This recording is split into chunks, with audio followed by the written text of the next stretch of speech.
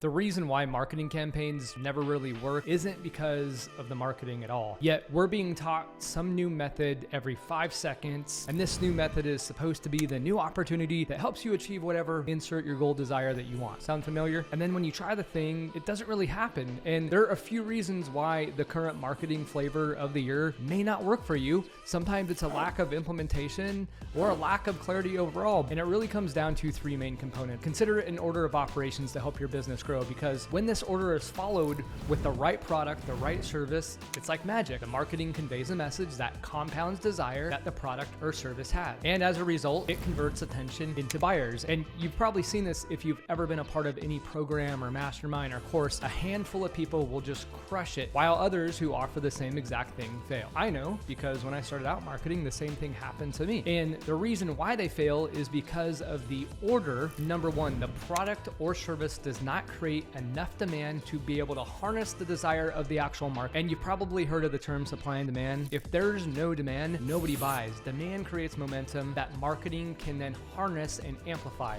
There is no challenge, no workshop, no BSL, no strategy, or any type of marketing that is going to be able to fix this. It's not something that can be faked. And I'm going to give you a basketball example. So for this example, let's look at basketball players as a product. They make up a service. They achieve this by building up their skill sets, by mastering simple things like dribbling and shooting the basketball accurately. And what's interesting is you can have 2 players that provide the same service, but one of them is going to be a better choice over the other. This goes for business as well. What this means is the better product or service wins, or whoever perceives the product or service better than the other. And I'm going to get into how you can be the better one soon. So here's an example. If I were to say you could have either MJ or Jason Williams or Spud Webb to win a basketball game, who would you use? And you notice how I don't even have to say MJ's entire name, but you know who it is. And that's the power of branding. And I'm also going to show you how you can brand yourself to make your competition irrelevant by the end. So if the goal here is to win a basketball game, most everybody would pick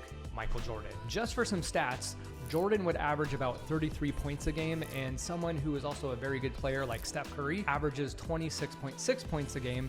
So from a product and service decision, if you had to choose a basketball player to win $1 million, it would likely be Jordan. Why is this important? And more importantly, what can you take away from this to use it as a unfair advantage? So Jordan demonstrated his skill sets, aka his knowledge and expertise, by his ability to dribble, shoot, and overall strategy. This demonstration creates demand in the market because he has harnessed the desire by getting results by demonstration. This is textbook marketing and branding. Every time he steps out to the court and does something cool like his dunk or wins a game, it's marketing and branding. His brand equity goes up. Remember how I talked about branding and how you can leverage the same thing Jordan did? This is what I call docu-marketing, and this is order of operations number 2.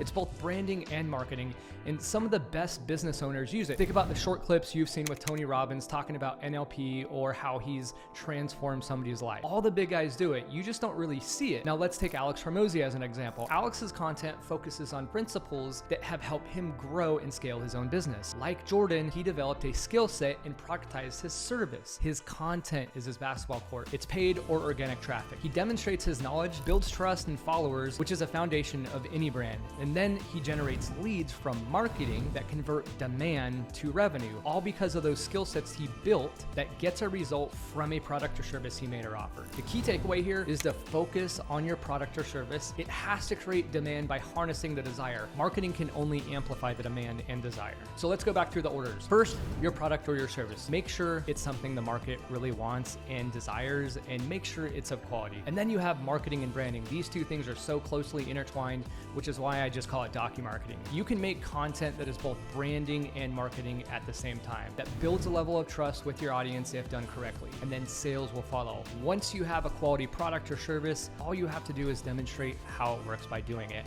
And this is where content comes in, especially YouTube is key, because when you can explain how to solve a problem for somebody or explain it better than they can, they're typically going to trust you. I hope you enjoyed my video. If you want more information on my process, look for a link below, documarketing.com. The reason why the marketing conveys a message that and why they fail is because number 1, the order of this, you can be the better one. Which product is, or whatever.